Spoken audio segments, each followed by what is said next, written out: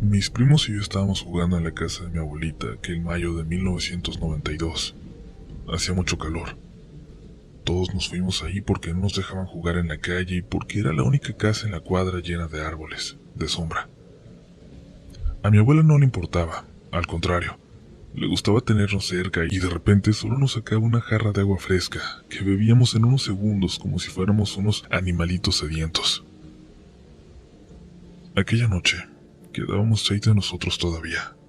Estábamos jugando las escondidas. Escuchamos el portón de madera que daba a la calle de atrás. Un portón por el que solo entraba una persona. Estaba oscureciendo, pero aún no era de noche. La tarde era de un azul profundo que contrastaba con la luz amarilla de la puerta, en la casita de la abuela. Todos nos quedamos parados cuando vimos que mi tío Mario entró, tocándose el estómago como si estuviera herido, y llegó hasta la puerta de la casa. Esperó un momento y luego entró. Nos quedamos callados, expectantes, esperando escuchar alguna reacción de la abuela. Pero no hubo ninguna voz, ningún sonido que viniera desde allá adentro. Nadie de nosotros se podía mover, nadie se atrevía. Es como si nos hubieran clavado al piso, como si no pudiéramos levantar nuestras piernas.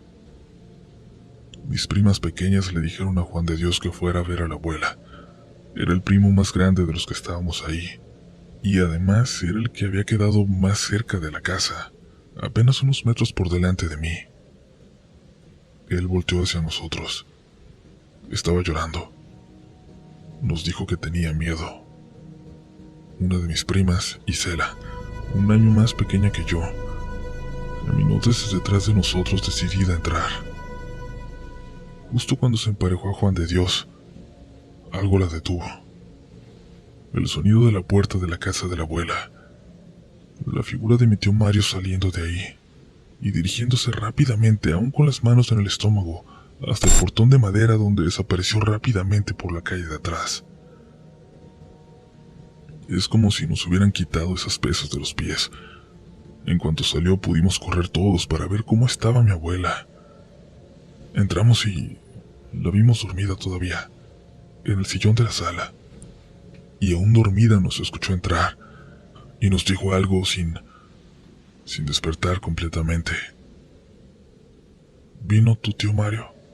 Revisen que no se haya llevado dinero del jarrón. Mi tío Mario andaba de vago, lo anduvo toda su vida. Cuando se fue de la casa fue el único que no buscó trabajo y no formó una familia, aunque decían que tuvo un hijo en la frontera.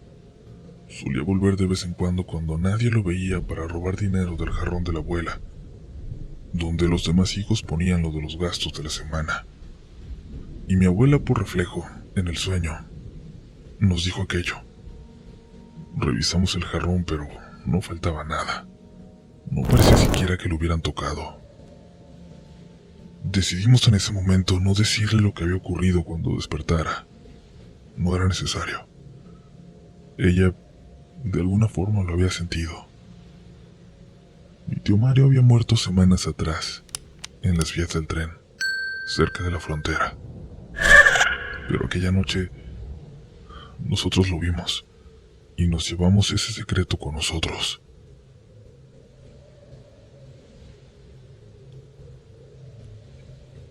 Cuando estaba en la universidad le ayudé a unos amigos de comunicación a hacer un trabajo final para alguna clase de televisión o algo parecido.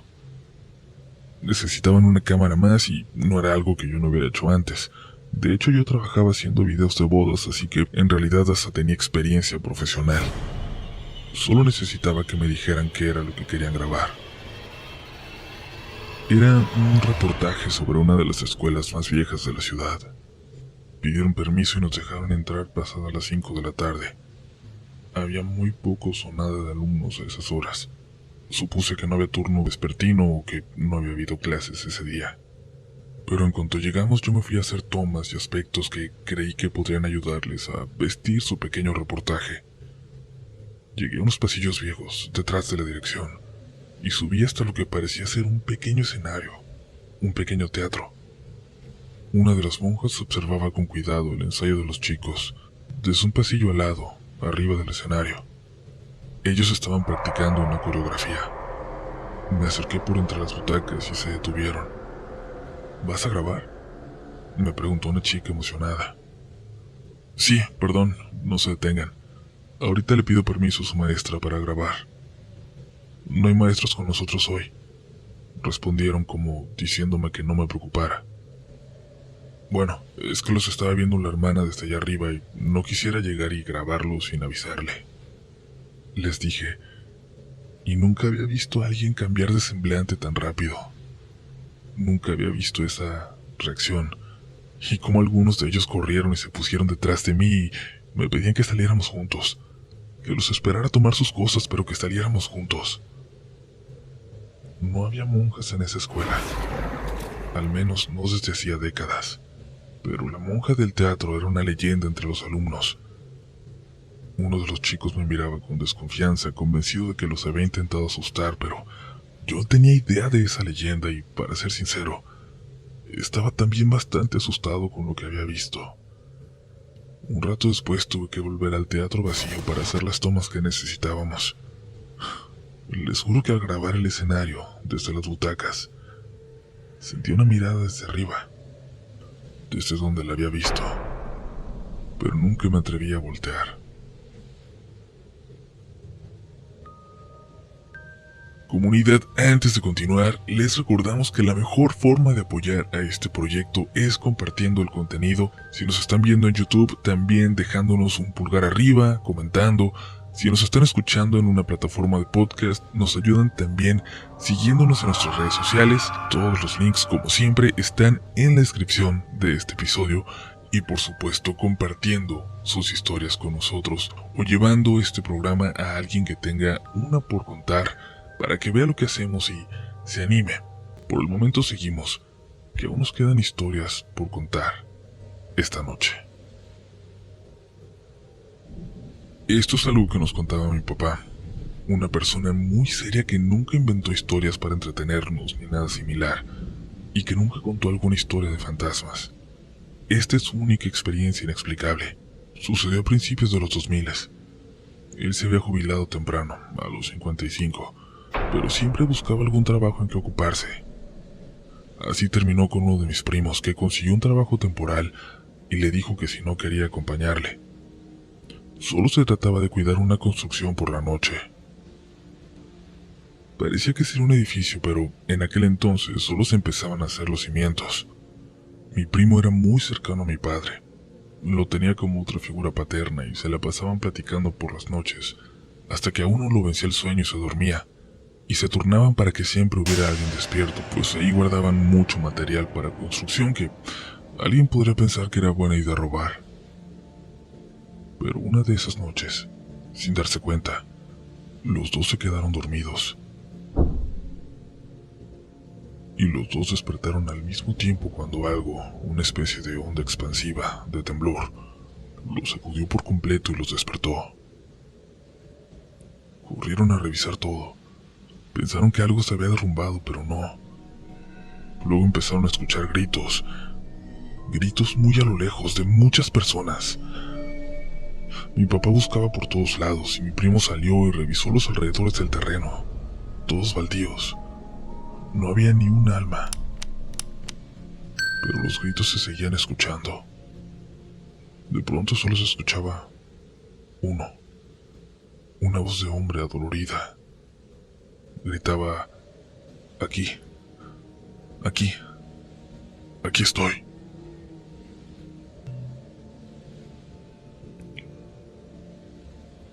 Buscaron y buscaron por todos lados, incluso hablaron al encargado de la obra y le contaron lo sucedido y fue a esa hora, a las 4 de la mañana, para ayudarles a buscar. Alcanzó a escuchar esa voz, pero al poco tiempo amaneció y entonces no volvieron a escucharle. Nadie entendió a qué se debió, pero era claro lo que habían escuchado. No era producto de su imaginación. No había casas, ni gente, ni accidentes cercanos en esa carretera, como para pensar que hubiera venido de ahí. La noche siguiente nada se escuchó, y la construcción siguió su curso sin problemas y se terminó el trabajo y nunca supieron qué habían escuchado esa noche, pero Años después, incluso yo recuerdo bien esa mañana. Desayunábamos en casa de mis papás y llegó mi primo. Quería hablar con mi papá. Quería contarle de la noticia, de lo que había pasado el día anterior. Ya habíamos visto al respecto un accidente en un edificio en el que varias personas habían quedado atrapadas. No quiero entrar en detalles gráficos de lo que ocurrió, de lo que le pasó a la gente, o de la gente que ya no salió. Pero el punto es que mi papá no había reconocido aquel lugar, el edificio que había salido en las noticias. Era justo aquel en el que habían trabajado, en el que habían escuchado aquel sonido, en el que habían escuchado tantas voces pidiendo ayuda. Como si hubiera sido, no sé, una ventana en el tiempo. Como si el futuro hubiera estado marcado ya. Ojalá alguien tenga alguna teoría, alguna explicación al respecto.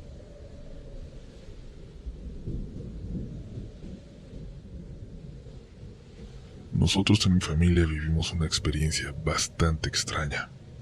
Varios primos. Fuimos testigos de algo muy raro que al principio nadie había tomado en serio. Fue apenas en el 2017. Yo recuerdo que, de la nada, después de mucho tiempo de no recordar mis sueños, empecé a tener pesadillas.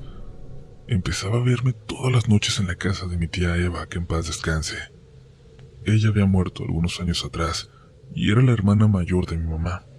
Era como la abuela de nuestra familia porque fue como una madre para mi mamá y sus hermanos y porque ella nunca tuvo hijos. Y todas las noches yo aparecía en su casa, y estaban mis primos alrededor, como sombras, como siluetas, pero yo sabía que eran ellos, y cada noche los veía un poco más, cada vez más claros, más definidos.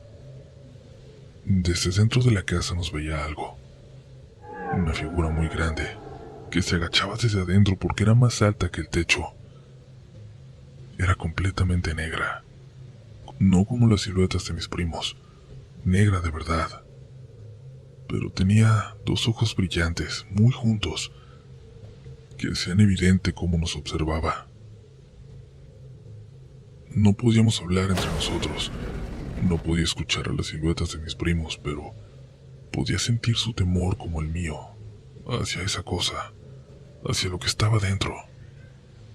Ahora bien, esos sueños eran terribles y me persiguieron por semanas, pero eventualmente recibí la llamada de uno de mis primos. Me preguntó si había tenido un sueño extraño últimamente. Verán, él también los había estado teniendo. Y otro primo fue de visita y se lo comentó. Y se sorprendió cuando le contestó que él también había soñado con algo parecido. Que estábamos todos en casa de mi tía, pero él no nos veía como siluetas, sino como si realmente estuviéramos ahí. Y otro primo nos soñaba también ahí, pero de día. El caso es que todos estábamos soñando con algo muy parecido, con estar los 5 ahí, juntos. Decidimos comentárselo a nuestros padres, averiguar qué podría estar pasando. Y así llegamos hasta nuestro tío Ángel, el menor, quien había heredado la casa de mi tía Eva y la había puesto en venta. Le comentamos lo que estaba pasando, y al principio hasta se molestó. No nos quiso creer, pero insistimos.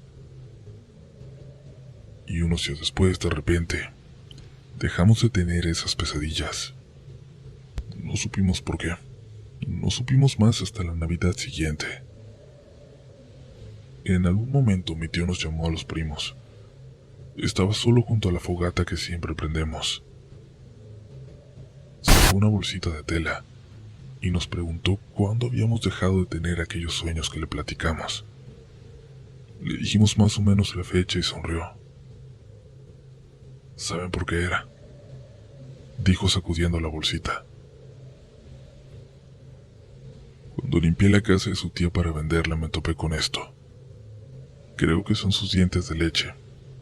Cuando se les iban cayendo, sus papás se los daban a mi tía y ella les mandaba una moneda. Era su ratón y ella los guardó. No quise tirarlos, pero tampoco sabía qué hacerles, así que los enterré junto al árbol de mi tía. donde siempre se sentaba a leer. No me crean si no quieren. A lo mejor todo es una casualidad, pero a lo mejor todo tiene que ver. Nos dio la bolsa y en efecto estaba llena de dientecitos. Sigo intentando encontrarle una explicación, una lógica a esto, pero simplemente no la hay. Definitivamente en lo que no quiero pensar es en esa cosa que estaba dentro de la casa de mi tía. Al final de cuentas, solo quiero preguntarles si saben, ¿dónde están sus dientes de bebés?